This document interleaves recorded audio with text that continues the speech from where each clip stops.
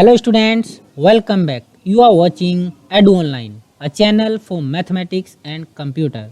उम्मीद करता हूँ आप सभी स्वस्थ होंगे और मस्त होंगे और आपने अपनी लर्निंग प्रोसेस को कंटिन्यू किया हुआ होगा। और जैसे कि आप जानते हैं सीबीएसई ने इस बार जो हमारा सिलेबस है क्लास 10th का उसे 2 टर्म में डिवाइड कर दिया है और इसके लिए 2 बार एग्ज़ाम होने हैं और दोनों ही मल्टीपल चॉइस बेस्ड क्वेश्चंस आपको उसमें मिलेंगे।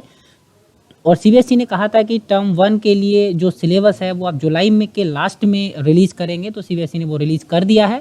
उसी के ऊपर आज हम डिस्कस करने वाले हैं क्या होगा हमारा रिवाइज सिलेबस 2021 और टर्म 1 में हमारे कौन कौन से चैप्टर्स हैं आने वाले हैं। और ऑब्वियसली सब्जेक्ट तो हम मैथमेटिक्स के ऊपर ही डिस्कस कर रहे हैं। इसको हम डिटेल में जानेंगे कि इस चैप्टर से क्या आएगा और क्या नहीं आएगा। पूरी जानकारी आपको इस वीडियो में आज मिलने वाली है। पहले हम देखेंगे पहले सिलेबस क्या था और अभी जो सिलेबस हो गया वो क्या है और कौन कौन से टॉपिक्स रिमूव हो गए हैं, तब हम उनकी सामने रखकर कंपेयर करेंगे। और फिर हम जानेंगे एनसीईआरटी में इसका क्या इफेक्ट पड़ेगा, मतलब किस चैप्टर में से कौन कौन सी एक्सरसाइज है जो हमें नहीं करनी है, या कुछ एक्सरसाइज ऐसी हैं जिनमें से केवल कुछ ही पोर्शन रिमूव हुआ है और बाकी सारी एक्सरसाइज हमें करनी है। ऐसा ना हो कि आप पूरी एक्सरसाइज ही छोड़ दें जबकि उसमें से कुछ क्वेश्चंस आने वाले थे, तो ऐसा ना हो आपके साथ। इसीलिए आज हम इसमें एनसीईआरटी की बुक को साथ साथ कंपेयर करेंगे सिलेबस के साथ कि क्या मिलेगा और क्या नहीं मिलेगा। एक हम ओवरव्यू लेते हैं अपने कोर्स स्ट्रक्चर का। फर्स्ट टर्म में कैसे होगा हमारा, एक पेपर होगा, एमसीक्यू बेस्ड होगा, 90 मिनट्स उसके लिए आपको मिलेंगी और 40 मार्क्स का वो पेपर होने वाला है। और टोटल 50 मार्क्स आपको कैसे मिलेंगे वो यहाँ पर डिस्ट्रीब्यूशन आपके लिए। आपके पास 7th यूनिट्स हैं, नंबर सिस्टम पहली यूनिट से आपको 6 मार्क्स का मिलेगा। सेकंड यूनिट आपकी अलजेब्रा, यहाँ से आपको 10 मार्क्स का मिलेगा। कोऑर्डिनेट ज्योमेट्री से आपको 6 मार्क्स का मिलेगा और ज्योमेट्री से आपको 6 मार्क्स का मिलेगा। ट्रिग्नोमेट्री से आपको 5 मार्क्स का मिलने वाला है और मेंसुरेशन से आपको 4 मार्क्स के क्वेश्चन मिलेंगे। और statistics and probability 7th unit से आपको 3 मार्क्स का मिलेगा। इस तरह से टोटल आपको 40 मार्क्स इन 7 यूनिट से मिलने वाले हैं और 10 मार्क्स का होगा आपका इंटरनल असेसमेंट। और इस तरह से टोटल आपका जो टर्म 1 के लिए हो जाएगा ग्रांड टोटल वो होगा आपका 50। अब ये जो मार्क्स आपको यहाँ पर दिखाए गए हैं वो चैप्टर कौन कौन से चैप्टर इन यूनिट से लिए गए हैं उसको हम आगे डिटेल में डिस्कस करेंगे। पहले हम देख लेते हैं जो इंटरनल असेसमेंट के 10 मार्क्स हैं ये हमें कहाँ से मिलने वाले हैं। इसमें आपको 3 मार्क्स आएंगे पीरियोडिक टेस्ट से और 2 मार्क्स आपको मिलेंगे आपके मल्टीपल असेसमेंट्स कराए जाएंगे उससे मिलेंगे आपको। और 2 मार्क्स आपके पोर्टफोलियो के होंगे जो आपका मेंटेन किया जाता है और 3 मार्क्स आपको मिलेंगे स्टूडेंट इनरिचमेंट एक्टिविटीज से, मतलब कि जो आपके प्रैक्टिकल वर्क होते हैं। तो इस तरह से आपको 10 मार्क्स मिलेंगे फर्स्ट टर्म के लिए और टोटल 40 मार्क्स आप लेंगे एग्जाम से, तो आपके 50 मार्क्स टोटल यहाँ पर टर्म 1 में कवर हो जाएंगे। तो आइए अब देखते हैं यूनिट वाइज हमारे कौन कौन से चैप्टर्स हैं और उनमें क्या सिलेबस है। सबसे पहले यूनिट फर्स्ट नंबर सिस्टम, इसमें एक ही चैप्टर है रियल नंबर, वो यहाँ पर ले लिया गया है। ओल्ड सिलेबस आपके सामने यहाँ पर है और अपडेटेड सिलेबस जो है वो यहाँ नीचे दिया गया है।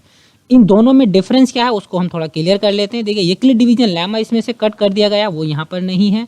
And proofs of irrationality of √2, √3 और √5 ये रिमूव कर दी गई है। तो आपके लिए बचा क्या है, fundamental theorem of arithmetic, statements after reviewing work done earlier and after illustrating and motivating through examples, और decimal representation of rational numbers in terms of terminating and non terminating, मतलब रिकरिंग डेसिमल।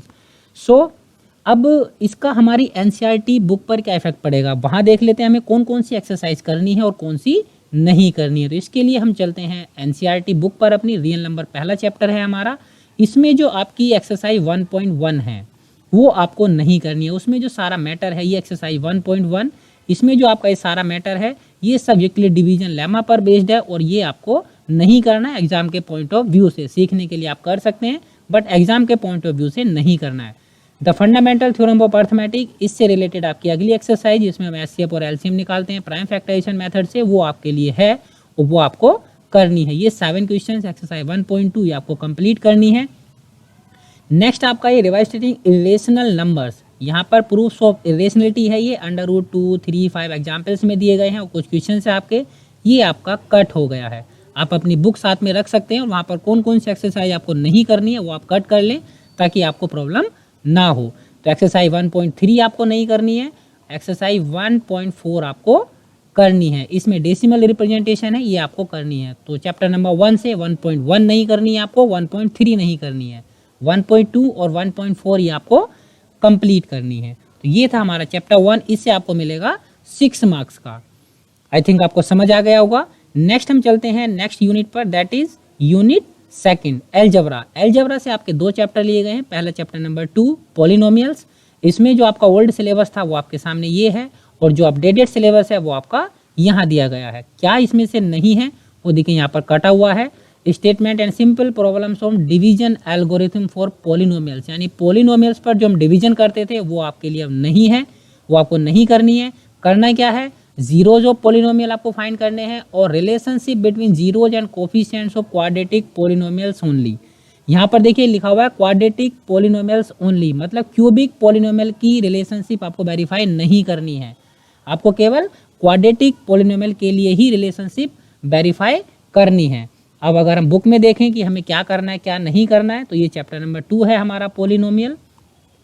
इसमें आपकी जो exercise ये first है ये आपको पूरी करनी है। हालांकि इसमें कुछ ज़्यादा है नहीं, केवल आपको ग्राफ देखकर नंबर ऑफ जीरोज बताने होते हैं। इजी एक्सरसाइज है, आप आसानी से कर सकते हैं, ये पूरी करनी है। नेक्स्ट आपका relationship between zeros and coefficients of the polynomial, ये एक्सरसाइज भी आपको कंप्लीट करनी है। इसमें एग्जाम्पल्स में आपको आई थिंक क्यूबिक के कुछ क्वेश्चंस दिए गए हैं, तो ये आपको नहीं करने हैं, आपको केवल क्वाड्रेटिक पॉलिनोमियल से रिलेटेड प्रॉब्लम्स ही करनी है। मतलब एक्सरसाइज 2.2 आपको कंप्लीट करनी है, 2.1 भी करनी है, 2.2 भी करनी है। आगे जो डिवीजन एल्गोरिथम से रिलेटेड एक्सरसाइज है आपकी एक्सरसाइज 2.3, ये आपको नहीं करनी है। Clear to you. और आगे 2.4 आपका क्यूबिक पॉलिनोमियल से रिलेटेड है, ये आपको नहीं करनी है। तो चैप्टर नंबर 2 से आपको 2.1 एंड 2.2 करनी है, 2.3 और 2.4 आपको नहीं करनी है। नेक्स्ट आगे देखें हम, तो एल्जेब्रा में ही आपका एक नेक्स्ट चैप्टर है, chapter number 3 pair of linear equations in 2 variable. देखिए एल्जेब्रा से आपको 10 मार्क्स का मिलने वाला है, 2 चैप्टर्स हैं यहाँ पर, तो अच्छा खासा आप गेन कर सकते हैं, और दोनों ही चैप्टर अच्छे हैं। ओल्ड सिलेबस आपके सामने और अपडेटेड सिलेबस दोनों ही आपके सामने यहाँ पर हैं। इनमें क्या रिमूव किया गया है, कुछ खास इसमें रिमूव नहीं हुआ है चैप्टर में, केवल क्रॉस मल्टीप्लिकेशन मेथड रिमूव हुआ है। इसका इफेक्ट बाकी सब आपका रहेगा, pair of linear equation in 2 variable and graphical method of their solution. Graphical method आपका है, कंसिस्टेंसी इनकंसिस्टेंसी से रिलेटेड क्वेश्चंस रहेंगे आपके, और जो algebraic conditions for number of solutions होती हैं वो आपकी रहेंगी, और solution of a pair of linear equation in 2 variables algebraically पहले आपके 3 मेथड थे, substitution, elimination and cross multiplication. तो क्रॉस मल्टीप्लिकेशन यहाँ से हटा दिया गया है। अब आपको जो सोल्व करना है वो सब्स्टिट्यूशन और एलिमिनेशन का यूज करने पर ही करना है। Next simple situational problem and simple problem on equations reducible to a linear equation as it is आपका है। तो केवल इस चैप्टर से क्या रिमूव हुआ है, क्रॉस मल्टीप्लिकेशन मेथड। अब देखिए यहाँ पर हम थोड़ा देख लेते हैं, इसमें आपको कौन सी एक्सरसाइज नहीं करनी है, ऐसी कोई एक्सरसाइज नहीं है जो आपको पूरी नहीं करनी है, बस केवल आपको यहाँ पर एक मेथड से रिलीफ मिला है, क्रॉस मल्टीप्लिकेशन मेथड से, मतलब 3.1 आपको कंप्लीट करनी है। उसके बाद ये जो हमारे टेस्ट हैं ये आपको जरूर, 3 टेस्ट है हमारे, इंटरसेक्टिंग लाइंस कब होती हैं, कोइंसिडेंट, पैरेलल, इससे रिलेटेड प्रॉब्लम्स आपकी रहेंगी। और आगे ये जो एक्सरसाइज है 3.2 ये आपको कंप्लीट करनी है, 3.3 आपको कंप्लीट करनी है। सब्स्टिट्यूशन एलिमिनेशन मेथड का इस्तेमाल करने के बाद हम यहाँ पर आ रहे हैं, और ये आपको 3.4 भी कंप्लीट करनी है। यहाँ पर सब्स्टिट्यूशन मेथड से और एलिमिनेशन से करना है, तो यहाँ तक आपको कंप्लीट करना है। आगे जो एक्सरसाइज है क्रॉस मल्टीप्लिकेशन मेथड के बाद, तो यहाँ पर इसका मतलब ये नहीं कि ये पूरी एक्सरसाइज आपको छोड़ देनी है। ध्यान देंगे यहाँ पर, केवल जो फर्स्ट क्वेश्चन है यहाँ पर कहा गया है कि आपको इन्हें क्रॉस मल्टीप्लिकेशन मेथड से सोल्व करना है, तो आप इस प्रॉब्लम को छोड़ सकते हैं, लेकिन इन प्रॉब्लम्स को आप बाकी दूसरे मेथड से सोल्व कर सकते हैं बाया सब्स्टिट्यूशन और एलिमिनेशन। आगे जो ये प्रॉब्लम है ये आपकी क्रॉस मल्टीप्लिकेशन से रिलेटेड नहीं है, ये आपको करनी है। सॉल्यूशंस हैं या नहीं है, जो अलजेब्रिकली हमारे टेस्ट थे उनका इस्तेमाल करना है इसमें। आगे जो नेक्स्ट क्वेश्चन है सब्स्टिट्यूशन और क्रॉस मल्टीप्लिकेशन से करना है, तो सब्स्टिट्यूशन से आ सकता है, क्रॉस मल्टीप्लिकेशन केवल गया है। और आगे जो ये वर्ड प्रॉब्लम है ये आपको सभी करनी है, चैप्टर में जितनी भी वर्ड प्रॉब्लम्स हैं वो आपको सब करनी है, क्योंकि किसी को स्पेशली केवल क्रॉस मल्टीप्लिकेशन मेथड से सॉल्व नहीं होती हैं, इनको भी आप क्या कर सकते हैं, सब्स्टिट्यूशन और एलिमिनेशन से सॉल्व कर सकते हैं। सो इस चैप्टर में ऐसा कुछ खास नहीं है जो रिमूव हुआ है। आगे जो रिड्यूसिबल फॉर्म है ये आपकी पूरी एक्सरसाइज एज इट इज है, ये आपको करनी है 3.6। तो इस चैप्टर में से केवल आपका क्रॉस मल्टीप्लिकेशन मेथड रिमूव हुआ है। नेक्स्ट अगर हम आगे देखें तो यूनिट 3 आती है हमारी कोऑर्डिनेट ज्योमेट्री, और इसमें चैप्टर 7 लिया गया है। कोऑर्डिनेट ज्योमेट्री ही चैप्टर का नाम है, और इसमें सिलेबस लगभग सेम है, केवल हमारा यहाँ पर एक पोर्शन कटा है एरिया ऑफ ट्रायंगल। मतलब एरिया ऑफ ट्रायंगल से रिलेटेड जो एक्सरसाइज थी वो हमें नहीं करनी है, बाकी जो डिस्टेंस फॉर्मूला है, सेक्शन फॉर्मूला है, ये आपको इससे रिलेटेड जो प्रॉब्लम्स है वो आपको करनी है। बुक में अगर हम देखें तो चैप्टर नंबर 7 हमारा कोऑर्डिनेट ज्योमेट्री यहाँ पर है। तो इसकी जो आपकी एक्सरसाइज ये 7.1 है वो आपको कंप्लीट करनी है। डिस्टेंस फॉर्मूले का यूज़ किया गया है इसमें, और आगे आपका जो सेक्शन फॉर्मूले से रिलेटेड एक्सरसाइज है ये आपको करनी है। इसमें सेक्शन फॉर्मूला दो तरह से लगता है, एक तो होता है आपका इंटरनल और एक होता है आपका एक्सटर्नल। तो हमें इंटरनल केवल दिया गया है, तो इंटरनल डिवीजन के रूप में हमें यूज़ करना है। कुल मिलाकर 7.2 एक्सरसाइज आपको पूरी करनी है, और आगे जो टॉपिक है आपका ये एरिया ऑफ ट्रायंगल, ये आपको नहीं करना है। इसमें आपकी जो एक्सरसाइज 7.3 है इसको आप छोड़ सकते हैं, ये आप नहीं करना है। और इससे रिलेटेड कुछ ऐसी प्रॉब्लम्स इसमें आती हैं, जैसे कुछ क्वाड्रिलेटरल आपको दे दिया और उसमें आपसे पूछता है कि बताइए किस प्रकार का क्वाड्रिलेटरल होगा, तो हम डिस्टेंस फॉर्मूले से करते हैं, तो उस तरह की प्रॉब्लम्स आपकी रहेंगी। तो आई थिंक समझ आ गया होगा। कोऑर्डिनेट ज्योमेट्री में से केवल क्या गया है, एरिया ऑफ ट्रायंगल का जो फॉर्मूला है वो यूज़ नहीं करना, उससे रिलेटेड प्रॉब्लम्स हमें नहीं करनी है। नेक्स्ट हमारी आती है यूनिट 4 ज्योमेट्री। इसमें से चैप्टर नंबर 6 को लिया गया है ट्रायंगल्स, और ट्रायंगल्स में आपका लगभग सब कुछ है। केवल जो 2 थ्योरम के ये प्रूफ थे, इनके प्रूफ हटा दिए गए हैं। प्रूफ केवल अब हमारे पास 2 बचे हैं।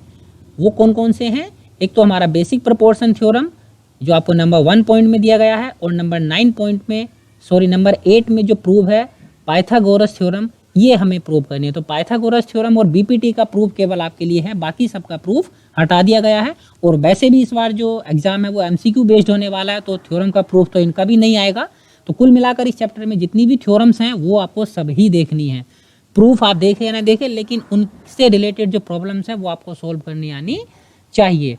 तो इसमें कुछ ऐसा नहीं है, अगर हम चैप्टर में जाते हैं तो इसमें आपको सब कुछ करना है। कोई एक्सरसाइज ऐसी नहीं है जो आपको छोड़नी है। 6.1 आपको कंप्लीट करनी है। और आगे अगर हम देखें तो 6.2 भी आपको कंप्लीट करनी है। कुल मिलाकर ट्रायंगल में आपको कुछ नहीं छोड़ना है, सब कुछ आपको करना है। इसके बाद हम नेक्स्ट चलते हैं। देखिए सिलेबस में पहले भी 9 पॉइंट्स है, अभी भी 9 पॉइंट्स है, केवल प्रूफ को हटाकर मोटिवेट कर दिया गया, बाकी सब कुछ एज इट इज है। नेक्स्ट हमारा यूनिट 5 ट्रिग्नोमेट्री, और इससे chapter number 8 introduction to trigonometry लिया गया है। ओल्ड सिलेबस और अपडेटेड सिलेबस में क्या डिफरेंस है, एक तो जो हमारे ट्रिग्नोमेट्री रेशियोज थे 0 एंगल को लेकर और 90 डिग्री को लेकर, उससे रिलेटेड जो 1-2 प्रॉब्लम्स थी वो आपको नहीं करनी है। केवल जो प्रॉब्लम्स 30, 45 और 60 से रिलेटेड हैं वो आपको करनी है।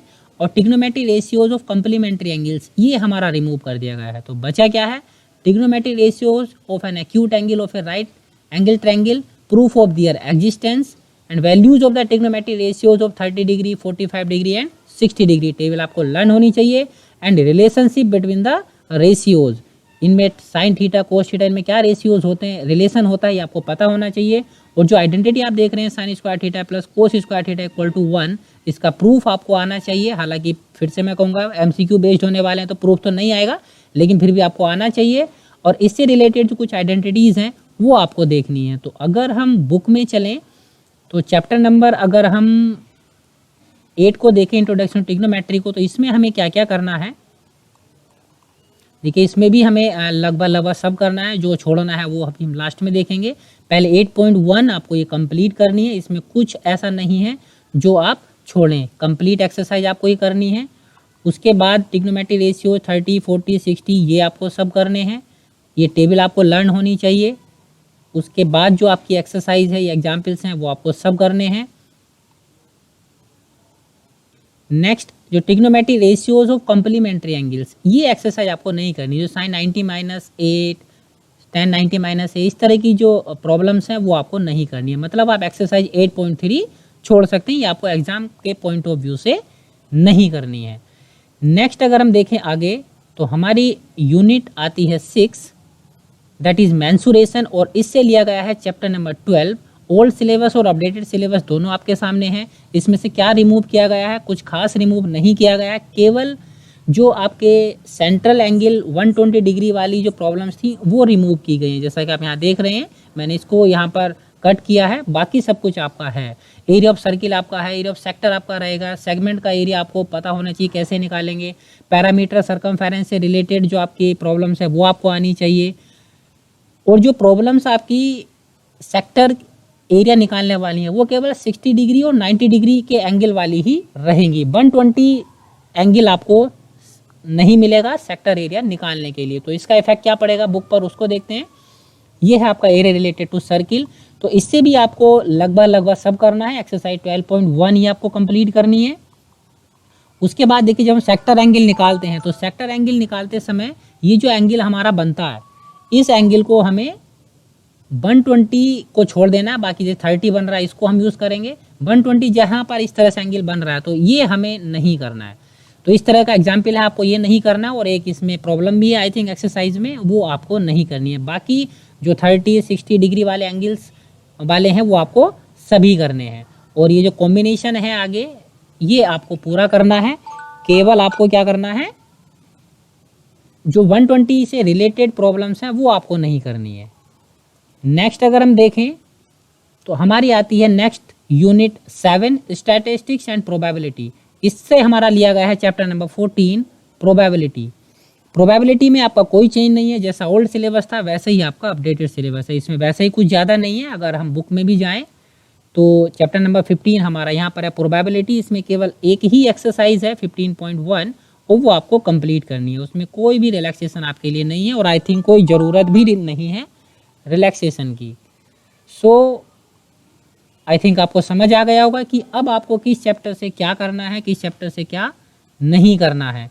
सभी कुछ हमने यहाँ पर डिटेल में समझा है। एक्सरसाइज कौन सी है जो छोड़नी है, और कुछ एक्सरसाइज ऐसी हैं जिनमें आपको पूरी नहीं छोड़नी है। जैसे हमने क्रॉस मल्टीप्लिकेशन पर डिस्कस किया था, वो आपको 1-2 क्वेश्चन है जो छोड़ सकते हैं, बाकी सब आपको करने हैं।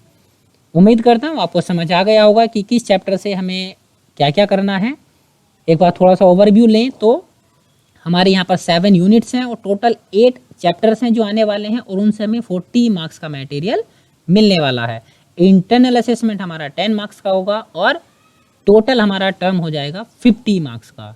एंड आई रिपीट, जो आपके क्वेश्चंस होंगे वो MCQ बेस्ड होंगे। 90 मिनट्स आपको मिलेंगी और 40 मार्क्स का वो एग्ज़ाम होगा। तो जितनी भी MCQ बेस्ड प्रॉब्लम्स हैं उनको आप स्पेशली देखें और चीज़ों को ध्यान से समझें, क्योंकि MCQ बेस्ड है इसका मतलब आसान नहीं है और ज़्यादा टिपिकल हो जाता है। वहाँ पर बहुत छोटी छोटी मगर मोटी बातें पूछी जाती हैं। सो इस वीडियो में इतना ही। नेक्स्ट वीडियो में हम डिस्कस करेंगे टर्म 2 के सिलेबस पर। तब तक के लिए आप इसको तैयार कीजिए, अभी उसकी ज़रूरत नहीं है। जब वो ज़रूरत होगी तब आपको उसकी वीडियो मिल जाएगी। उम्मीद करता हूँ आपको वीडियो पसंद आई होगी, और पसंद आई हो तब वीडियो को लाइक, शेयर और कमेंट करना ना भूलें। और साथ ही साथ यदि आपने चैनल को सब्सक्राइब नहीं किया है, आप चैनल पर नए हैं, तब आप चैनल को सब्सक्राइब कर लीजिए। सब्सक्राइब बटन पर क्लिक करने के बाद आप बेल आइकन पर क्लिक करना ना भूलें, जिससे कि आपको आने वाली वीडियोस के नोटिफिकेशन इंस्टेंटली मिल सकें।